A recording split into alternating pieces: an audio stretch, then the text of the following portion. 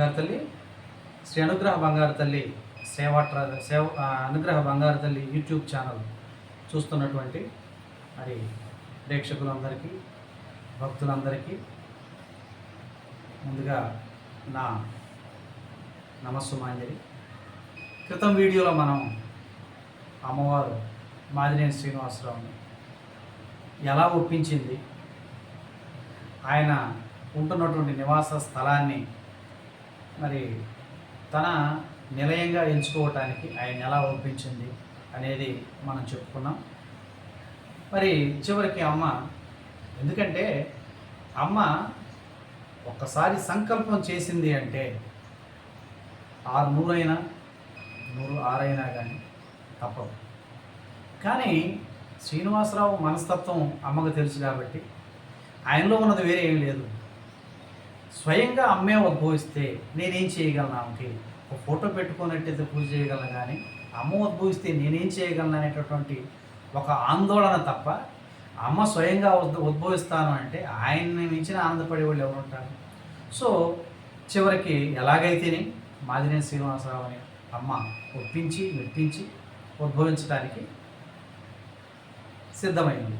ఆ ఉద్భవించిన విధానం ఎలా ఉందనేది మనం ఈ వీడియోలో చెప్పుకుందాం. జై బంగారు తల్లి.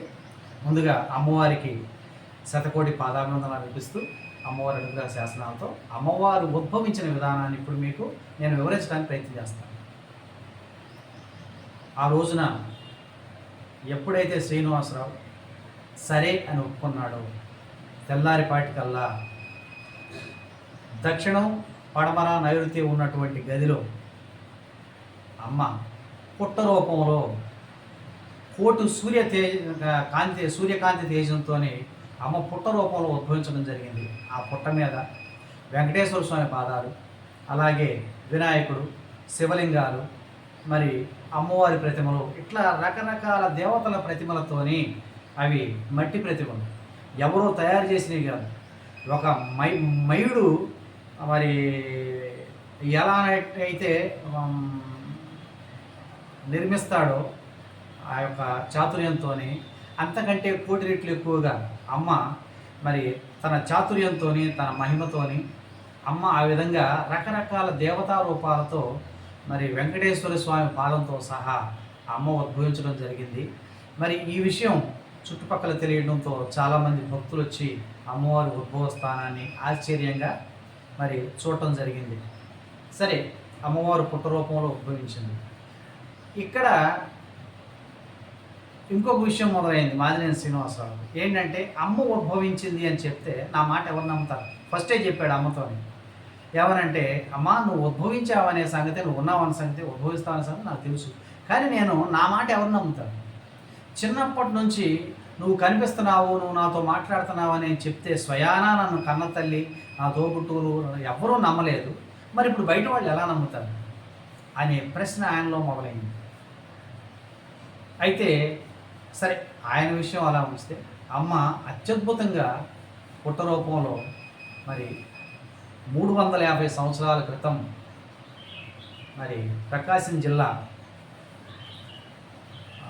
ఒంగోలు ప్రాంతాన్ని పరిపాలించినటువంటి మందపాటి రాజులు తన పొరుగునటువంటి శత్రువైనటువంటి వెంకటగిరి రాజుల్ని గెలవటానికి మరి అద్దంకి రామచంద్రయ్య అనేటటువంటి ఒక గౌరవ సలహాదారు యొక్క సూచనలతోని బరూరు నరసింహ యోగేంద్రులు అనేటటువంటి ఒక మహానుభావుడు, ఒక మంత్రవేత్త నిర్వహణలో మరి వాళ్ళు రణచండీ హోమం చేస్తే, ఆ రణచండీ హోమం నుంచి కోటి సూర్య కాంతుల తేజంతో, మహోజ్వల రూపంతో, ఉల్కాముఖి రూపంతో 350 సంవత్సరాల క్రితం అమ్మ ఉద్భవించింది.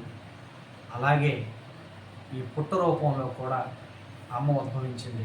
అమ్మ ఒక మాట చెప్పుద్ది, బాలుడా, అక్కడ వాళ్ళు కావాలని కోరుకుంటే నేను ఉద్భవించాను, ఈ స్థానంలో నేను కావాలని సంకల్పించి నేను ఉద్భవించానని అమ్మ ఎన్నోసార్లు చెప్పడం జరిగింది. కాబట్టి ఈ అత్యంత విశిష్టమైనది మైలవరంలో అమ్మ ఉద్భవించినటువంటి ఈ యొక్క దేవాలయం.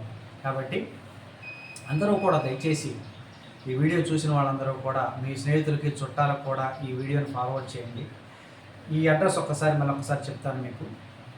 విజయవాడ మహానగరానికి సుమారుగా 40 కిలోమీటర్ల దూరంలో విజయవాడ భద్రాచలం వెళ్ళే రహదారిలో మనకి మైలవరం ఉంది.